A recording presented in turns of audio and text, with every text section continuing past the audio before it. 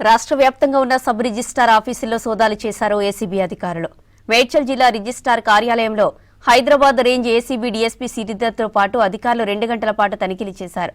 Registrar కార్యాలయంలో 15 మంది వరకు డాక్యుమెంట్ రైటర్లు నేరుగా వచ్చి రిజిస్ట్రేషన్ చేయిస్తున్నట్లు తెలిపారు అధికారులు. వారి దగ్గర ఉన్న దస్తావేజులు తీసుకుని అసలు రిజిస్ట్రేషన్ చేసుకునే వారికి దస్త్రాలను అందజేశారు.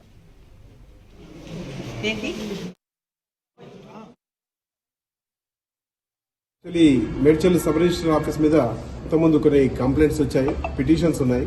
అవి ఎంక్వైరీ చేస్తున్న తరుణంలో ఇప్పుడు స్టేట్ వైడ్గా కొన్ని సబ్ రిజిస్టర్ ఆఫీసులు ఎక్కడెక్కడైతే అలిగేషన్స్ ఎక్కువ ఉన్నాయో అక్కడ కొన్ని టీముల ద్వారా చెక్ చేయబడ్డాయి.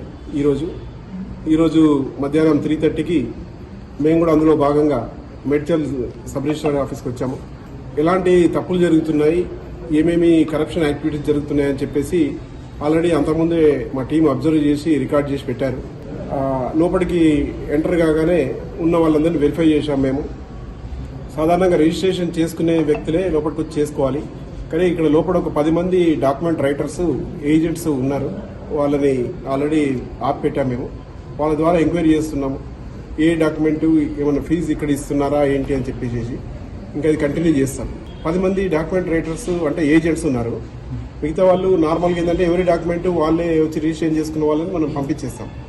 క్యాష్ కూడా ఏం అమౌంట్ లేదు, జేబులలో మాత్రం ఎవరి అమౌంట్ లేదు. డాక్యుమెంట్స్ ఉన్నాయి కొన్ని వాళ్ళ చేతులలో. ఆ డాక్యుమెంట్స్ ఎవరైతే ఓనర్స్ ఉన్నారో వాళ్ళని పిలిపించి వాళ్ళ స్టేట్మెంట్స్ రికార్డ్ చేస్తాం.